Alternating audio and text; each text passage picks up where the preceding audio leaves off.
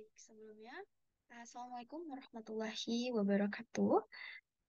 Saya Rizky Roystiqomah dengan NPM 2214071079. Saat ini sedang memenuhi tugas saya.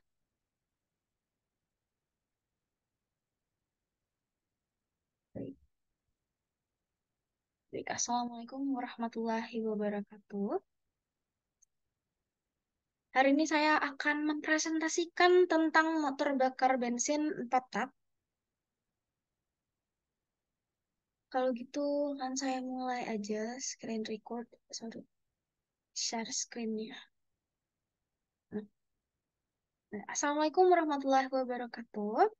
Yang terhormat Bapak Mareli, dosen pengampu mata kuliah motor bakar dan traktor pertanian, MBTP, motor bakar dan traktor. Assalamualaikum warahmatullahi wabarakatuh. Yang terhormat Bapak Mareli selaku dosen pengampu mata kuliah MBTP. Hari ini saya akan mempresentasikan hasil kerja saya. Kalau gitu, saya akan langsung memulai share screen.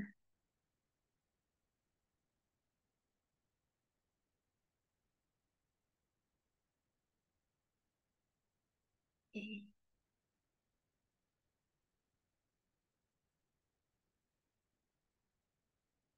Oke.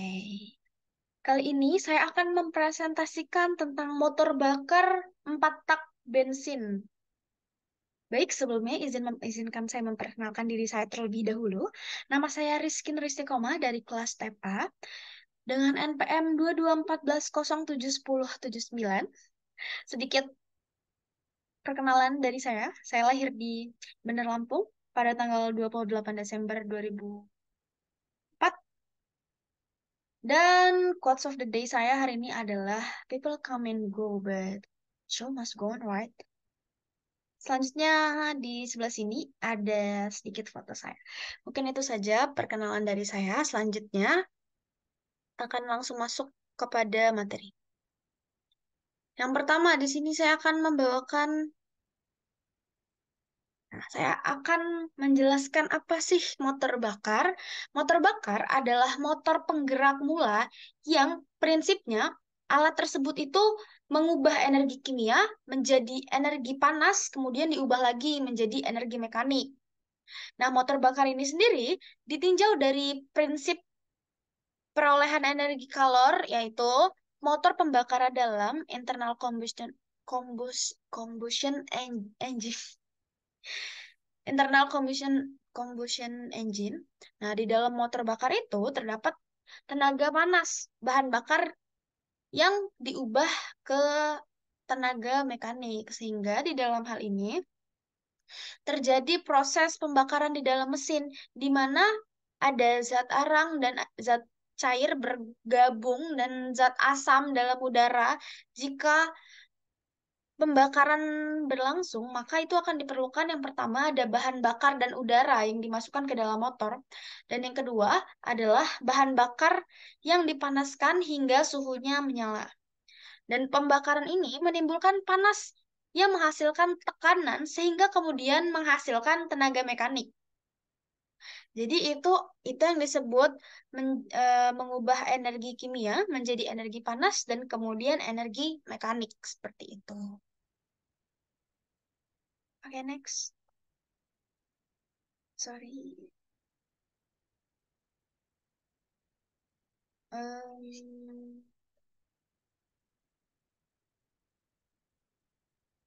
Oke. Nah, ditinjau dari prinsip kerjanya, motor bakar ini dibagi menjadi dua macam. Ada motor dua tak atau dua langkah dan ada motor empat tak, motor empat langkah. Motor dua tak itu sendiri itu dibedakan menjadi dua, motor bensin dan motor diesel. Prinsip kerjanya itu sebenarnya mirip-mirip. Mereka sama-sama punya dua langkah, itu langkah kompresi dan langkah usaha. Nah, dalam melakukan usahanya itu memerlukan satu kali putaran poros engkol untuk dua kali langkah torak. Sedangkan di motor empat tak itu atau motor empat langkah, itu dibedakan juga menjadi dua, yaitu motor bensin dan motor diesel, sama seperti motor dua tak tadi. Prinsip kerjanya juga hampir sama. Kalau motor 2 tak tadi punya 2 langkah, motor 4 tak ini punya 4 langkah. Yang pertama ada langkah isap, yang kedua kompresi, ketiga usaha, dan keempat langkah buang. Nah, di dalam melakukan usahanya itu perlu 2 kali putaran poros engkol untuk 4 kali langkah torak. Next. Nah, kalau menurut bahan bakar yang digunakan, motor bakar itu dibedakan menjadi 2 macam. Ada motor bakar bensin dan motor bakar solar atau diesel. Untuk pembahasan kali ini akan berfokus kepada motor bakar bensin 4 tak. Next. Oke. Yang pertama, motor bakar bensin 4 tak. Jadi motor bakar 4 langkah seperti yang sudah saya sebutkan tadi, motor bakar 4 langkah itu mesin pembakaran dalam yang dalam 1 kali siklus pembakaran itu akan mengalami 4 langkah piston. Nah, sekarang ini mesin pembakaran dalam mobil, sepeda motor, truk, pesawat terbang, kapal, alat berat, dan sebagainya, umumnya itu menggunakan siklus 4 langkah. 4 langkah tersebut itu meliputi langkah isap, kompresi, usaha, dan langkah buang. Yang secara keseluruhan itu memerlukan 2 putaran poros engkol atau crankshaft per 1 siklus mesin bensin atau mesin diesel. Selanjutnya ada mesin bensin nih. Mesin bensin itu apa sih? Mesin bensin itu adalah mesin yang menggunakan percampuran antara udara dengan bensin sebagai bahan bakar untuk menghasilkan tenaga pada mobil ataupun motor. Nah, di mesin bensin itu umumnya udara sama bahan bakar tadi itu akan dicampur sama karburator atau sistem injeksi sebelum masuk ke ruang bakar. Jadi si karburator tadi itu mencampurkan ini udara dan bahan bakar tersebut sebelum masuk ke dalam ruang bakar. Nah, bahan bakar yang udah tercampur udara tadi kemudian ngalir nih ke dalam ruang bakar dan dikompresi dalam ruang bakar. Jadi setelah dimasukkan bahan bakarnya ke ruang bakar, itu akan dikompresi di dalam ruang bakar. Kemudian dipercikan busur api yang berasal jadi dari busi. Jadi busi itu akan memercikan api. Kemudian motor bensin itu juga disebut sebagai mesin penyalaan bunga api. Ledakan yang terjadi dalam ruang bakar mendorong torak, kemudian menggerakkan poros engkol untuk didistribusikan ke roda. Selanjutnya kita akan kenalan dulu sama komponen-komponen yang ada di motor bakar 4 tak bensin. Yang pertama tuh ada head cylinder seperti gambar ini. Terus seperti gambar ini. Terus ada block cylinder yang ini. Selanjutnya ada bak transmisi yang ini. Ada piston seperti ini. Ada ring piston, ada connecting rod, ada klep atau katup, ada mekanisme penggerak katup, ada poros engkol, ada intake manifold, ada knalpot. Jadi itu tadi adalah komponen-komponen dari motor bakar bensin 4 tak. Kemudian kita lanjut ke prinsip kerja motor bakar 4 tak ya teman-teman. Yang pertama ada langkah hisap. Langkah hisap itu jadi pada saat langkah hisap ini katup intake-nya itu terbuka, katup inputnya itu terbuka. Kemudian kemudian menghisap campuran bahan bakar dan udara tadi. Nah, proses yang terjadi di langkah ini adalah jadi setelah menghisap bahan bakar dan udara tadi, pistonnya tuh turun dari TMA titik mati atas ke TMB titik mati bawah. Kemudian katup mesin. Jadi katup mesin atau valve terbuka untuk menciptakan kondisi vakum pada ruang silinder. Baik. Terus ruang silinder tadi itu akan diisi oleh campuran udara dan bahan bakar. Lalu piston itu menghisap kabut udara dan dalam waktu bersamaan bahan bakar disalurkan ke silinder mesin seperti itu. Selanjutnya langkah kedua adalah langkah kompresi yang sesuai namanya. Langkah ini dilakukan kompresi untuk ruang bakar isap. Nah, proses kompresi tersebut adalah sebagai berikut. Piston naik dari TMB ke TMA, terus katup mesin dan pembuangan juga dalam proses menutup. Gerakan piston ke atas mempersempit ruang pembakaran sehingga udara dimampatkan dan ruang menjadi sangat panas. Selanjutnya, sebelum TMA mencapai 15 derajat Celcius, busi mulai memercikan api untuk melakukan pembakaran. Kita lanjut ke langkah ketiga, yaitu langkah usaha. Langkah ini untuk menghasilkan usaha dari pembakaran. Proses yang terjadi adalah satu, kondisi ruang pembakaran sudah sangat panas karena dimampatkan oleh piston dan katup-katup yang tertutup. Dua, tegangan tinggi pada koil menyebabkan percikan dari busi hingga menyambar ruang pembakaran. Tiga, ledakan terjadi dan mendorong piston ke bawah dari TMA ke TMB. Empat, gerakan piston tersebut menghasilkan usaha yang memutar crankshaft atau poros engkol. Lanjut ke langkah terakhir, langkah 4, yaitu langkah buang. Proses pembakaran itu menghasilkan gas yang harus dibuang. Prosesnya adalah sebagai berikut. Yang pertama, piston bergerak kembali dari atas, kembali ke atas dari TMB ke TMA. Dua, katup mesin tetap tertutup sedangkan katup luar mulai terbuka.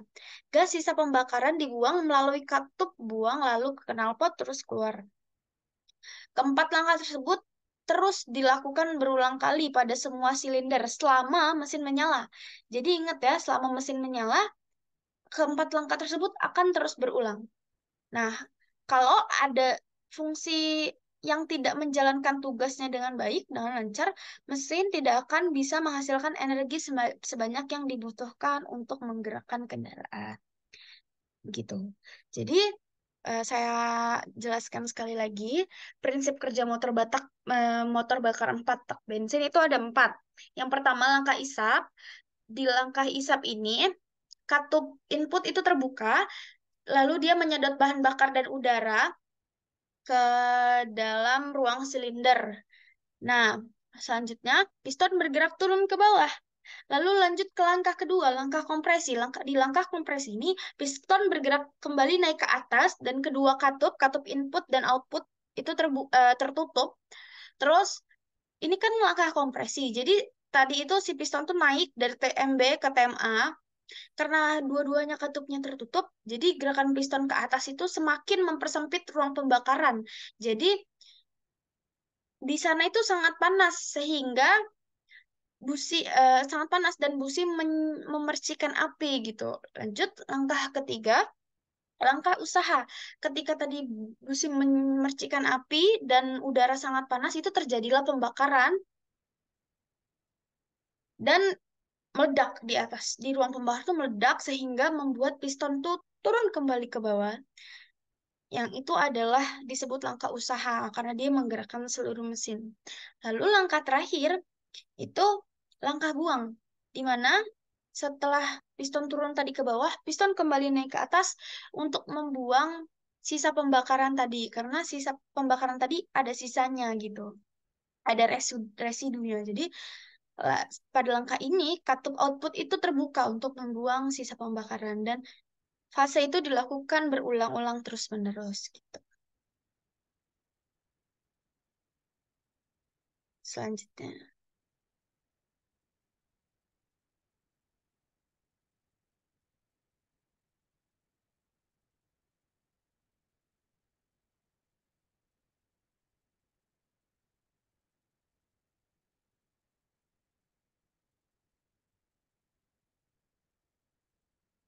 Baik, selanjutnya, ini adalah ilustrasi mm, kerjanya mesin 4 tak gitu. Seperti yang kita lihat, di sini ada fase 1, piston turun. Kedua naik, dua meledak, ketiga usaha turun, naik lagi. Dia ngebuang sisa pembakaran. Jadi, siklus ini dilakukan secara terus-menerus gitu, selama mesinnya menyala. Kira-kira seperti ini. Ilustrasinya, gambaran kerja mesinnya. Selanjutnya kita akan lanjut ke kelebihan dan kekurangan. Kita mungkin akan ke kelebihan dulu. Apa sih kelebihan motor bakar 4 tak ini? Pastinya motor bakar 4 tak ini punya kelebihan dan kekurangan gitu. Untuk yang kelebihan, Itu kelebihan motor bakar 4 tak. Yang pertama itu, konsumsi bensinnya lebih irit dan kerugian dari gas-gas yang terbuang itu kecil sekali. Yang kedua, pada putaran rendah, motor dapat bekerja dengan halus dan tidak ada kesalahan dalam proses pembakaran yang disebabkan langkah buang yang tidak sempurna. Ketiga, setiap proses kerja diselesaikan sepanjang satu langkah penuh sehingga dapat bekerja secara ideal yang menyebabkan tekanan rata-rata yang dihasilkan menjadi lebih tinggi. Yang keempat, cocok untuk putaran tinggi karena sistem pembilasannya lebih baik. Dan yang terakhir, pengaturan campuran udara dan bensin lebih mudah karena tidak dicampur dengan oli samping. Selanjutnya adalah kekurangan. Yang pertama adalah konstruksinya lebih rumit karena adanya sistem katup. Yang kedua, bobot mesin untuk setiap satuan daya yang dihasilkan lebih besar.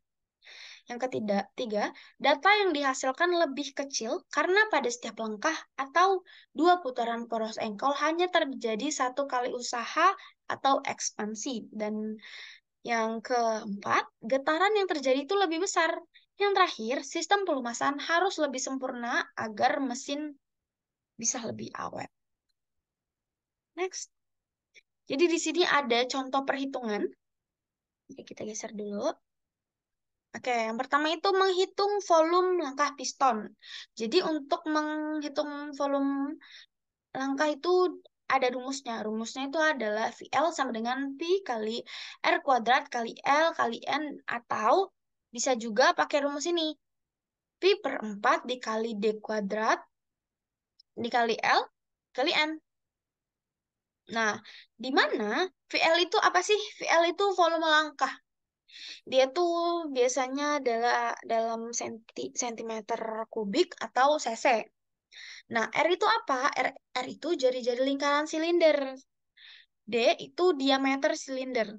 Lalu ada L. L itu panjang langkah piston. Jadi, panjang langkah piston dari TMA ke TMB ataupun sebaliknya, seperti itu. Dan yang terakhir itu ada N. N itu jumlah silindernya.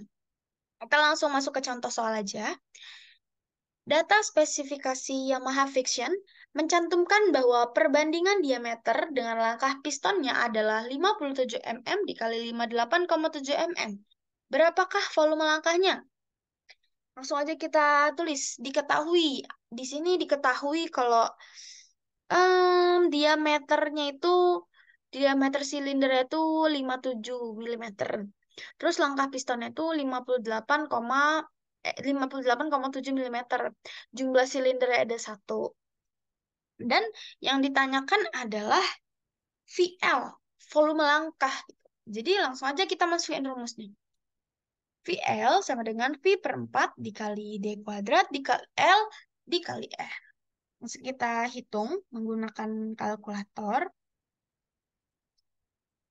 Pi-nya berapa? Bagi 4. Pi-nya 3,14 dikali D kuadrat.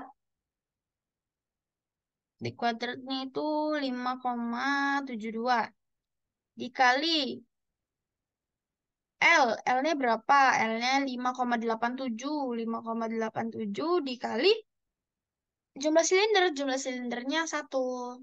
Jadi hasilnya adalah 105,429896. Itu kan tadi masih di mm, kemudian kita konversi ke sentimeter. Seperti itu.